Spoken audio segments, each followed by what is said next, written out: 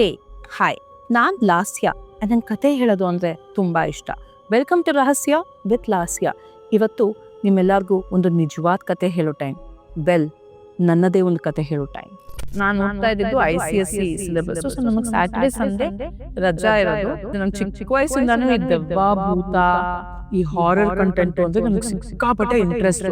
ಆಗ ಏನಾಗಿತ್ತು, ನಮ್ ಹಿಂದ್ಗಡೆ ಮನೆ ರೋಡಲ್ಲಿ ಒಬ್ರು ಅಣ್ಣ ಸೂಸೈಡ್ ಮಾಡ್ಕೊಂಡು ಹೋಗ್ಬಿಟ್ಟಿದ್ರು.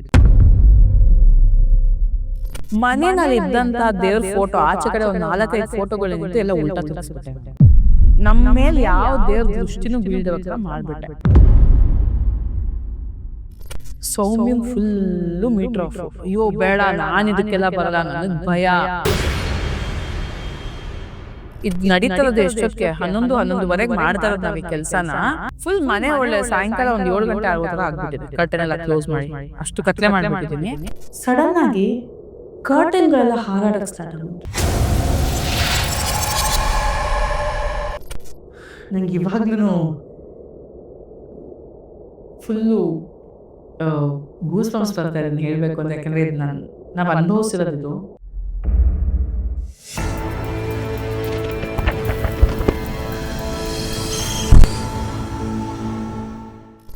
ಮೈ ಡಿಯರ್ ಮಿಸ್ಟಿಕ್ ಫ್ಯಾಮಿಲಿ, ನಿಮಗೆ ಜ್ಞಾಪಕ ಇದ್ವೆ ನನ್ನ ಪ್ರೀವಿಯಸ್ ಒಂದು ಇಂಟರ್ವ್ಯೂನಲ್ಲಿ ಜಿನ್ಗಳ ಬಗ್ಗೆ ಮಾತಾಡಬೇಕಾದ್ರೆ ಮತ್ತು ಓಜಾ ಬೋರ್ಡ್ ಬಗ್ಗೆ ಮಾತಾಡಬೇಕಾದ್ರೆ ನಾನು ಹೇಳಿದೆ ನನ್ನದೇ ಆದಂಥ ಒಂದು ಎಕ್ಸ್ಪೀರಿಯನ್ಸ್ ಇದೆ, ಅದನ್ನು ನಾನು ಮುಂದಕ್ಕೆ ಒಂದಿನ ಎಪಿಸೋಡ್ ಮಾಡಿ ಹೇಳ್ತೀನಿ ಅಂತ ಪ್ರಾಮಿಸ್ ಮಾಡಿದ್ದೆ. ಇದು ನನ್ನ ಲೈಫಲ್ಲೂ ಇದು ನಡೆದಿತ್ತು. ಸೊ ಬೇಸಿಕಲಿ ಎಲ್ಲರಿಗೂ ಗೊತ್ತು ಓಜಾ ಬೋರ್ಡ್ ಅಂತ. It's basically it's easy way to communicate with the other side. So ನಾನು ಟ್ರೈ ಮಾಡಿದ್ದೆ ನನ್ನದೇ ಆದಂಥ ಅದು ನಾನು ಸೆಪ್ರೇಟ್ ಎಪಿಸೋಡಲ್ಲಿ ಮಾಡಬೇಕು ಅಂತಲೇ ಯೋಚನೆ ಮಾಡಿ ಇಟ್ಕೊಂಡಿದ್ದೀನಿ. ಆ ಒಂದು ಸ್ಟೋರಿನ ಇವತ್ತು ನಿಮಗೆ ಹೇಳುವಂಥ ಟೈಮ್ ಬಂದೇ ಬಿಟ್ಟಿದೆ. ಯಾಕೆ ಅಂದರೆ I am very very close to 19K followers and very soon 20K ಫಾಲೋವರ್ಸ್ನ ಕೂಡ ಟಚ್ ಆಗಿಬಿಡ್ತೀನಿ. ಸೊ ಇವತ್ತು ನಾನು ನನ್ನ ಪ್ರಾಮಿಸ್ನ ಕೀಪ್ ಅಪ್ ಮಾಡೋದಕ್ಕೆ ಬಂದಿದ್ದೀನಿ.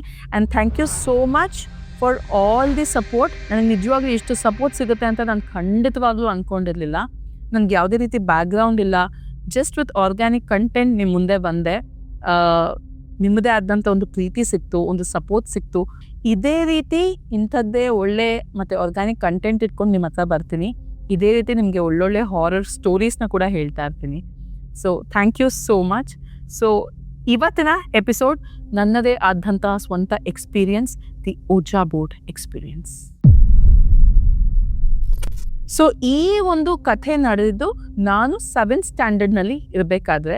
ಸೊ ನಮ್ಮನೆ KR ಅಂತ ನಾನು ಪ್ರೀವಿಯಸ್ಲಿ ಒಂದು ಎಪಿಸೋಡ್ನಲ್ಲಿ ನಾನು ಹೇಳಿದೆ, ಇವಾಗಲೂ ಸಹ ಅಲ್ಲೇ ಇರೋದು. ಆವಾಗ ಆ ಕಡೆ ಈ ಕಡೆ ಎಲ್ಲ ಜಾಸ್ತಿ ಮನೆಗಳಿರಲಿಲ್ಲ. ಇವಾಗ ತುಂಬ ಮನೆಗಳು ಬಂದ್ಬಿಟ್ಟು ಕಂಪ್ಲೀಟ್ಲಿ ಜಾಮ್ ಪ್ಯಾಕ್ಟ್ ಆಗಿಬಿಟ್ಟಿದೆ. ಬಟ್ ಆವಾಗ ನನ್ನ ಪಕ್ಕದ ಮನೆ ಎದುರುಗಡೆ ನನ್ನ ಕ್ಲಾಸ್ಮೇಟೇ ಇದ್ಲು. ನಾನು ಯಾರ್ದು ಹೆಸರು ತಗೊಳ್ಳೋದಿಲ್ಲ ಇಲ್ಲಿ. ಸೊ ಅಲ್ಲಿ ಒಬ್ಳು ಕ್ಲಾಸ್ಮೇಟ್ ಇದ್ಲು. ಇನ್ನು ಈ ಕಡೆ ಸಿಲಿಕಾನ್ ಸಿಟಿ ಕಾಲೇಜ್ ಬರುತ್ತೆ, ಅದ್ರ ಎದುರುಗಡೆ ಇನ್ನೊಬ್ಳು ಕ್ಲಾಸ್ಮೇಟ್ ಇದ್ಲು. ಸೊ ಅವರಿಬ್ರು ಯೂಶಲಿ ನಮಗೆ ಸ್ಯಾಟರ್ಡೇಸ್ ರಜಾ ಇರೋದು. ನಾನು ಓದ್ತಾ ಇದ್ದಿದ್ದು ICSE ಸಿಲೆಬಸ್ಸು. ಸೊ ನಮಗೆ ಸ್ಯಾಟರ್ಡೇ ಸಂಡೇ ರಜಾ ಇರೋದು.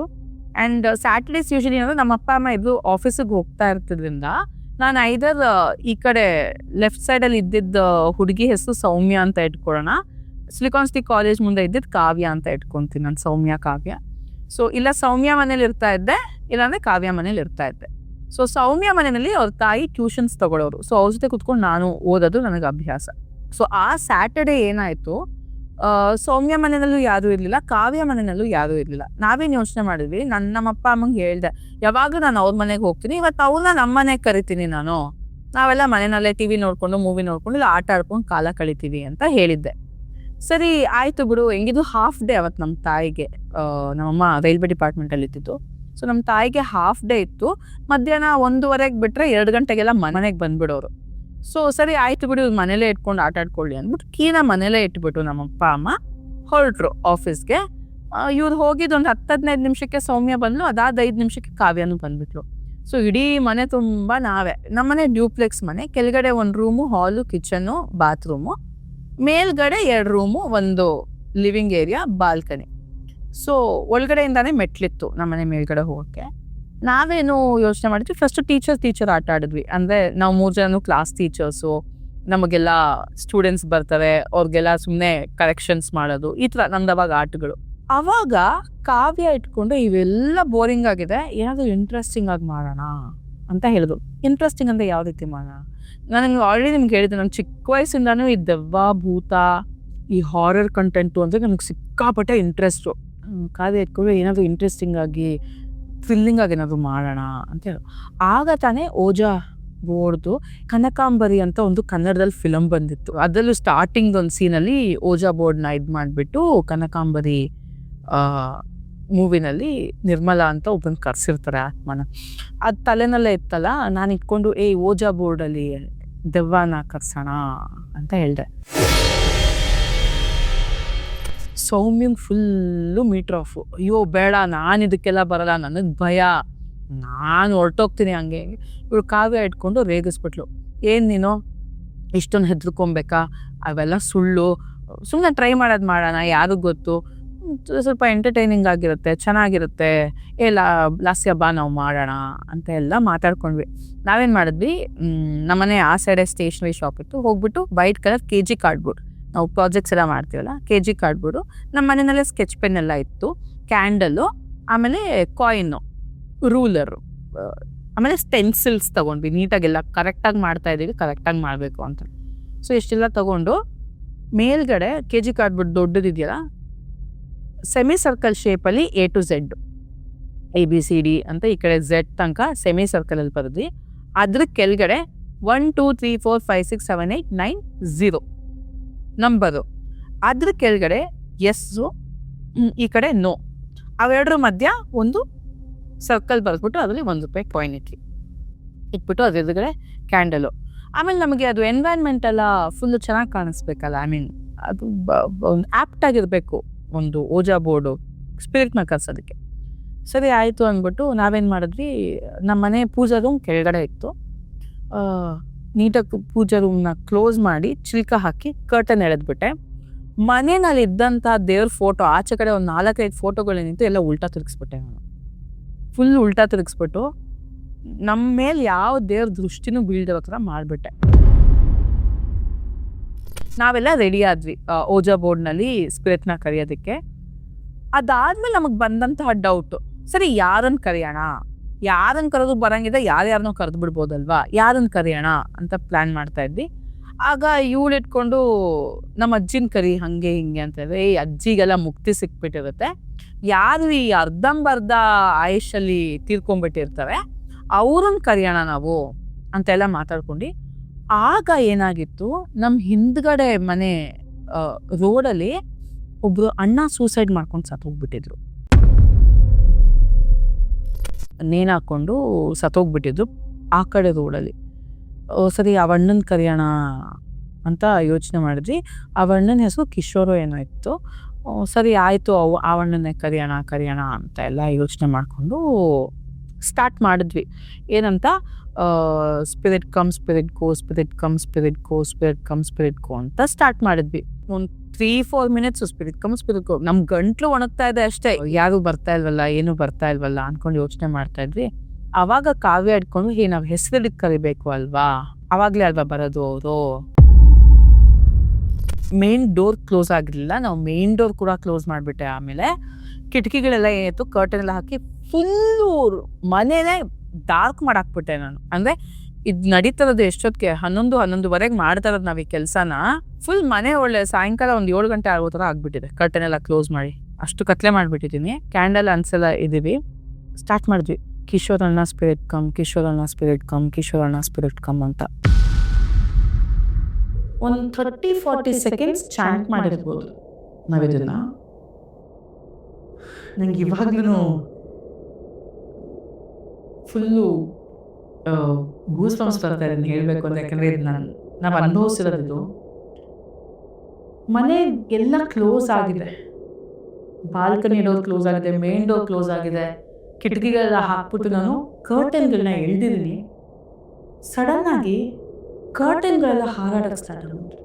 ಲೈಕ್ ಗಾಳಿ ಬಂದರೆ ಹೆಂಗೆ ಕರ್ಟನ್ ಮೇಲೆ ಹೋಗುತ್ತೆ, ಹಾಲಿರೋ ಕರ್ಟನ್ ಮೇಲೆ ಹೋಗುತ್ತೆ.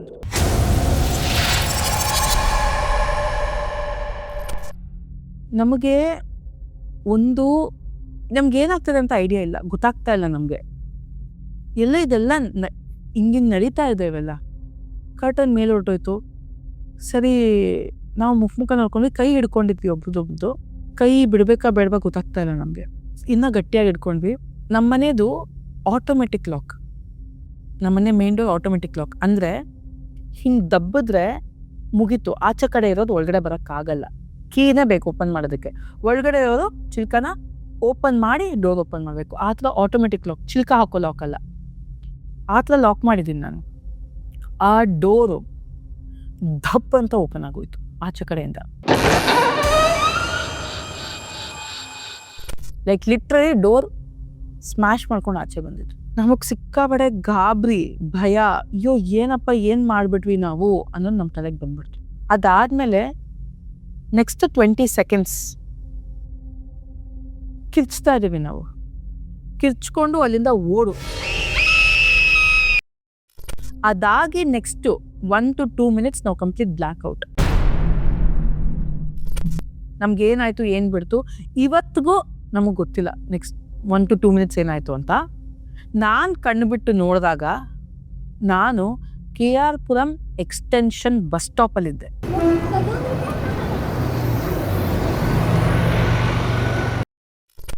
ನನ್ನ ಫ್ರೆಂಡ್ ಸೌಮ್ಯ, ಅವಳು ನಮ್ಮನೆ ಹತ್ರ ಕೃಷ್ಣ ಥಿಯೇಟರ್ ಹತ್ರ ಒಂದು ಥಿಯೇಟ್ರ್ ಇತ್ತು, ಅದ್ರ ಹತ್ರ ಇದ್ದಾಳೆ.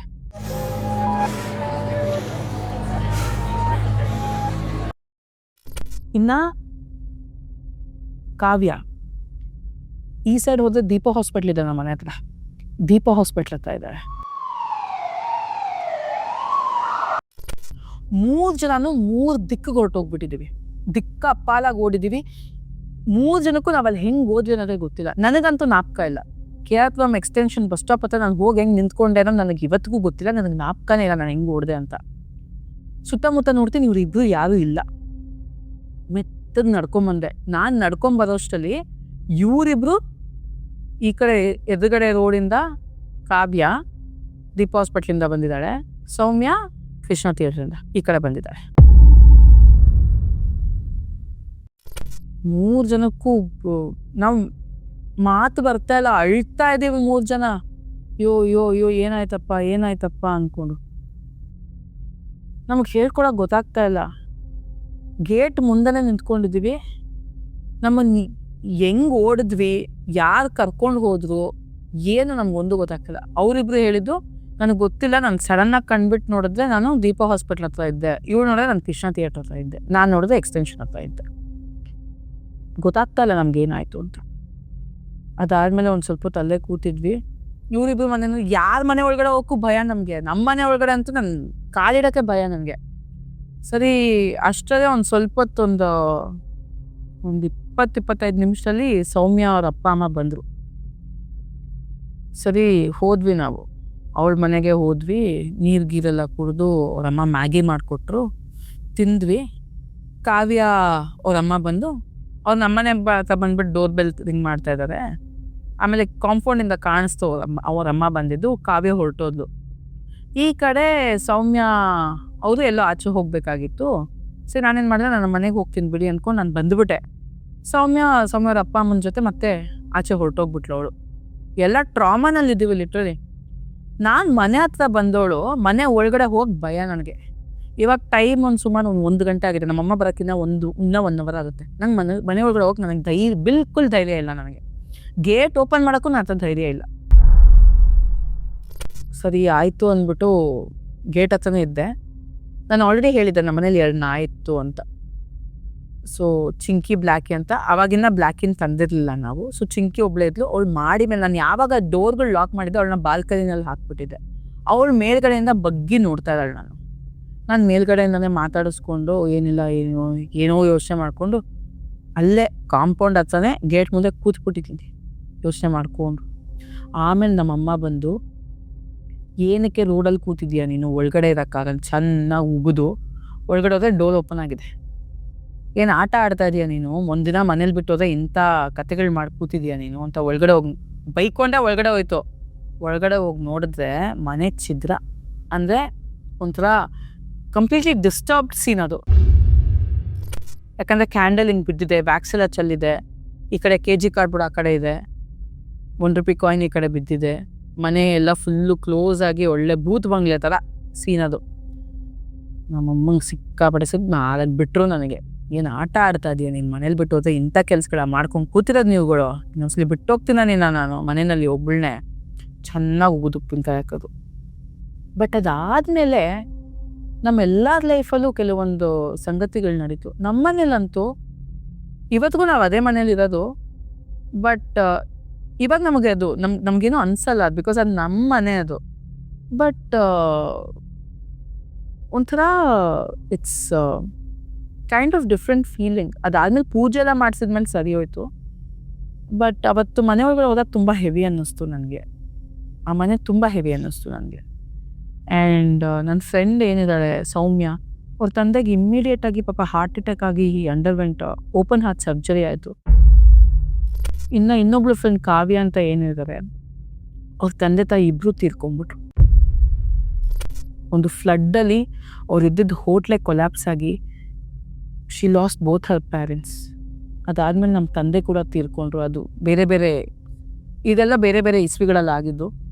ಬಟ್ ಇದಕ್ಕೆಲ್ಲ ನಾವು ಡಾಟ್ಸ್ ಇದು ಮಾಡೋಕ್ಕೆ ಹೋದರೆ ನನಗನ್ಸೋದು ಕೆಲವೊಂದು ಟೈಮಲ್ಲಿ ಕೆಲವೊಂದು ಸಂಗತಿಗಳನ್ನ ಅದಿದ್ದಂಗೆ ಬಿಟ್ಟುಬಿಡ್ಬೇಕು. ನಾವು ಎಲ್ಲೋ ಹೋದವ್ರನ್ನ ವಾಪಸ್ ಕರೆಯೋದು ತಪ್ಪು ಅಂತ ಅನಿಸುತ್ತೆ ನನಗೆ. ಸೊ ಅದಕ್ಕೆ ನಾನು ಪ್ರೀವಿಯಸ್ ಎಪಿಸೋಡ್ನಲ್ಲೂ ನಾನು ಹೇಳಿದ್ದು, it was wrong to call somebody like that. ಅದು ತುಂಬ ತಪ್ಪು. ಎಲ್ಲೋ ನೆಮ್ಮದಿಯಾಗಿರೋರನ್ನ ನಾವು ನೆಮ್ಮದಿಯಾಗಿರೋ ಬಿಟ್ಟಿರೋ ನಮಗೆ ಯಾಕೆ ಬೇಕು ಅನ್ನೋದು ನನಗೆ ಅರ್ಥವಾದಂಥ ಸಂಗತಿ. ಇದು ನನ್ನ ರಿಯಲ್ ಲೈಫ್ ಎಕ್ಸ್ಪೀರಿಯೆನ್ಸು. ಇದ್ರ ಬಗ್ಗೆ ನಾನು ತುಂಬ ಯೋಚನೆ ಮಾಡಿದಾಗ ಹಲವಾರು ಕಡೆ ನಾನು ಈ ಸ್ಟೋರಿನ ಹೇಳಿದ್ದೀನಿ ನನ್ನ ಫ್ರೆಂಡ್ಸ್ ಹತ್ರ. ಒಂದು ಸಲ ಈ ಸ್ಟೋರಿನ ಹೇಳಬೇಕಾದ್ರೆ ನಾನು ಆ ಮನೇಲಿ ಇರಲಿಲ್ಲ, ನಾನು ಹಾಸ್ಟೆಲಲ್ಲಿ ಇದ್ದಿದ್ದು. ಅದನ್ನು ಹೇಳಬೇಕಾದ್ರೆ ನನಗೆ ಒಂದು ಫುಟ್ ಸ್ಟೆಪ್, ಅಲ್ಲಿ 4-5 ಜನ ಹುಡುಗಿರಿದ್ವಿ, 4 ಜನ ಹುಡುಗಿರ್ಗೂ ಫುಟ್ ಸ್ಟೆಪ್ಸ್ ಕೇಳಿಸ್ತು, ಯಾರೋ ನಮ್ಮ ಪಕ್ಕ ಬಂದು ನಿಂತಿದ್ದಾರೆ ಅನ್ನೋ ಫೀಲಿಂಗ್ ಆಯಿತು ಈ ಸ್ಟೋರಿ ಹೇಳಬೇಕಾದ್ರೆ. ಸೊ ಇದಂತೂ ಒಂದು ನನ್ನ ಲೈಫಲ್ಲಿ ನಡೆದಂಥ ಒಂದು ಚಿಲ್ಲಿಂಗ್ ಸ್ಟೋರಿ ಇದು. ನಾನು ಸಾಯೋ ತನಕ ಈ ಒಂದು ಘಟನೆನ ಮರೆಯೋಕ್ಕಾಗಲಿಲ್ಲ. ಯಾಕಂದರೆ ನಾವು ಒಂದು ದೆವ್ವ ಅಂತ, ಒಂದು ಆತ್ಮ ಅಂತ, ಆಕೃತಿ ಅಂತ ನಾವೇನು ನೋಡಲಿಲ್ಲ ಆವತ್ತು ಅಲ್ಲಿ. ಬಟ್ ವಿ ಫೆಲ್ಟ್ ಒಂದು ಎಕ್ಸ್ಪೀರಿಯನ್ಸ್ ಆಯಿತು ನಮಗೆ. ತುಂಬ ಟೆರಿಫಿಕ್ ಆಗಿತ್ತು, ತುಂಬ ಭಯ ಆಯಿತು ನಮಗೆ. ನಾವು ಆ ಟ್ರಾಮೆಯಿಂದ ಆಚೆ ಬರೋದಕ್ಕೆ ಒಂದು 3-4 ಮಂತ್ಸ್ ತೊಗೊಂಡ್ಬಿಟ್ವಿ. ಆ್ಯಂಡ್ ನಾನು ಒಬ್ಬೊಬ್ಬಳೇ ಮಲಗ್ತಾ ಇರಲಿಲ್ಲ ಆವಾಗ, ನಮ್ಮ ಅಪ್ಪ ಅಮ್ಮನ ಪಕ್ಕ ಮಲಗ್ತಾ ಇತ್ತು. ಅದಾದಮೇಲೆ ನಮ್ಮ ಮನೆಯಲ್ಲಿ ಪ್ರತಿ ವರ್ಷ ಸತ್ಯನಾರಾಯಣ ಪೂಜೆ ಮಾಡಿ ಇದು ನಮಗೆ.